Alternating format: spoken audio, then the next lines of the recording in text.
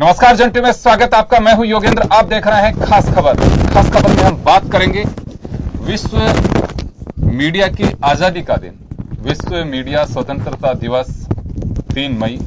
अक्सर इस बात को लेकर के ये कहा जाता है कि मीडिया एक दर्पण है और वो ही सब दिखाता है जैसा दिखता है। मीडिया को एक समाज का मार्गदर्शक और एक सोशल क्रांति का एक पथ प्रदर्शक भी माना गया है। लेकिन वर्तमान परिस्थितियों में क्या मीडिया वो भूमिका निभा पा रहा है या फिर मीडिया को मजबूर किया जा रहा है? क्या है ऐसी वजह? आज नहीं तो कल इस बात की बहस जरूर होगी। क्या मीडिया की आजादी जिस मायने में हम देख रहे हैं, मना रहे हैं, क्या वास्तव में वैसी आजादी है या महज एक मीडिया सिर्फ एक मीडिया बन करके रह गया है? प्रधानमंत्री नरेंद्र मोदी ने कहा है कि विश्व प्रेस फ्रीडम डे पर हम स्वतंत्र और बहुमुखी पत्रकारिता का दृढ़ समर्थन करते हैं। ये लोकतंत्र के लिए बहुत जरूरी है, बिल्कुल इसमें कोई संदेह भी नहीं है। लेकिन दूसरी ओर मार्केंड काटजू जो है वो साफ कहते हैं कि विश्व प्रेस स्वतंत्रता दिवस दुनिया का सबसे बड़ा छलावा है और वास्तव में प्रेस की स्वतंत्रता है ही नहीं। दो बातें सामने आ रही हैं और यही बड़ी वजह है कि चर्चा होनी चाहिए। क्या वास्तव में प्रेस की आजादी है और आजादी के साथ साथ जिन्हें आईना दिखाया जाता है क्या उनमें सहन शक्ति है कि वो सहन कर पाएंगे? यह सबसे बड़ा सवाल है। हमारे साथ वरिष्ठ पत्रकार और समीक्षक ओम सैनी साहब हैं, भाजपा नेता लक्ष्मीकांत पारिक जी हमारे साथ में हैं और कांग्रेस अर्चना जी हमारे साथ। ओम जी, यूं तो देखिए आज के दिन के बारे में हम चर्चा करें कि क्यों मनाया जाता है, क्या होना चाहिए, नई पीढ़ी को क्या प्रेरणा मिलनी चाहिए, लेकिन ये तमाम चीजें आज नेट पे सारी चीजें एक लाइब्रेरी की तरह हैं और सारी चीजें होती भी हैं। ये कोई विषय नहीं है। विषय दो ऐसे सेलिब्रिटीज की जो ट्वीट है वो है। नरेंद्र मोदी जी कह रहे हैं कि अगर लोकतंत्र के लिए जरूरी है तो प्रेस की स्वतंत्रता। दूसरी ओर मार्केंड काटजू कहते हैं कि ये महज एक छलावा है और वास्तव में प्रेस की स्वतंत्रता है ही नहीं। मैं आपसे जानना चाहूंगा कि वास्तव में वर्तमान जो परिप्रेक्ष्य है, प्रेस की कितनी आजादी है या फिर बस एक 3 मई को मात्र बस इसी नाम को लेकर के माना जाए कि प्रेस की आजादी है, आजादी दिवस है, विश्व प्रेस की आजादी का दिन है? देखिए योगेंद्र जी, इसको यूं समझने की चेष्टा करते हैं। पढ़ाया भी यही जाता है और सिखाया भी यही जाता है कि प्रजातंत्र में मीडिया चौथा स्तंभ है। लोगों के अधिकारों की रक्षा करने के लिए, लोगों के पास में अपनी बात पहुंचाने का एक जरिया है।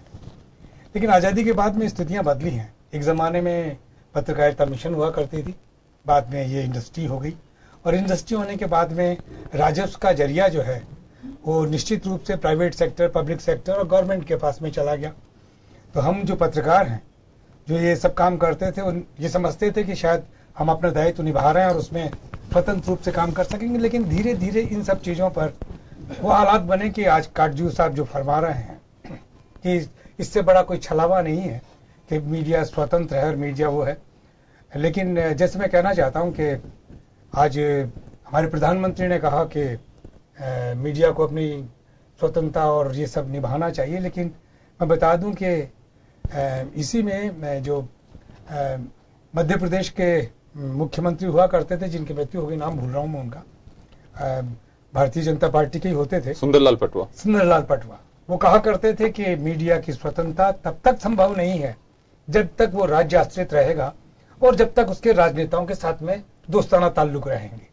वो बात बड़ी महत्वपूर्ण बात थी, क्योंकि मीडिया जिस तरीके से अगर निर्ममता पूर्वक चीजों को जांच करके और लोगों के सामने रखे, तो उसके लिए एक ऐसी स्वतंत्रता चाहिए कि जो भी अखबार है या जो भी चैनल है उसका राजस्व इस तरीके से, क्योंकि राजस्व तो निश्चित रूप से पब्लिक सेक्टर, प्राइवेट सेक्टर और गवर्नमेंट सेक्टर में रखा हुआ है, वो अगर ईमानदारी के साथ में डिस्ट्रीब्यूट नहीं होता है तो उसके बाद में चीजें उस तरीके से नहीं होती। और उसी के माध्यम से, जैसे मैं याद कर रहा हूं, राजस्थान में कांग्रेस की सरकार बनी और संवाद नाम की संस्था बनी, जिससे कि सारा डिस्ट्रीब्यूशन ऑफ मनी है वो एक जगह इकट्ठा हो गया और उसका नतीजा देख रहे हैं कि वही साहब जो इनके पास में सबसे ज्यादा ये अधिकार था, आज वो जेल में बैठे हुए और उनकी जांच चल रही है। लेकिन मैं फिर कहता हूं कि उनसे ज्यादा खतरनाक आज हो रहा है कि जिन लोगों को जिस तरीके से लाभान्वित किए जाने की चेष्टा की जाती है, उनकी हैसियत भी बनी है और उनका स्वरूप भी बहुत अलग तरीके से है। मेरा कहना यही है कि अगर निश्चित रूप से प्रधानमंत्री जो बात कह रहे हैं और हमारे इस दिवस पर जो अगर लोगों को सुनाई दे रहा है तो सुना जाना चाहिए कि राजस्व पे नियंत्रण करके और लोगों की जुबान बंद करने का जो सिलसिला प्रिंट मीडिया में भी और विजुअल मीडिया में, इलेक्ट्रॉनिक मीडिया में हो रहा है, उसे रोका जाना चाहिए। इसकी कोई जांच एजेंसी होनी चाहिए। पहले प्रेस काटजू जी बोल रहे हैं ये कुछ हुआ करता था, उनका अर्थ था कि वो काम कर पाते थे, लेकिन आज तो ऐसा कुछ है नहीं। ऐसे में राजस्व जिनके पास में है वो जब तक रहेगा तब तक ये जुमलेबाजी रहेगी। जो सुना जा रहा है, जो कहा जा रहा है, आजादी मिलनी चाहिए और हम निश्चित रूप से वो काम कर सकते हैं जो काम न पॉलिटिकल पार्टीज कर सकती है, न और कोई एजेंसी कर सकती है, न पुलिस कर सकती है, न फौज कर सकती है। मीडिया निश्चित रूप से लोगों के पास में जाके, लोगों के बीच में जाके लोगों की बात लोगों की तरह से कह सकता है। वो कहने की आजादी मुझे लगता है कि आज हमारे मुल्क में नहीं है और यही वजह है कि वर्ल्ड लेवल पर जो जांच एजेंसी ने हमारी स्थिति की है कि हम 136वें नंबर पर है। हम खुश हो लें तो इस बात पे हो सकते हैं कि पाकिस्तान 139वें नंबर पे है।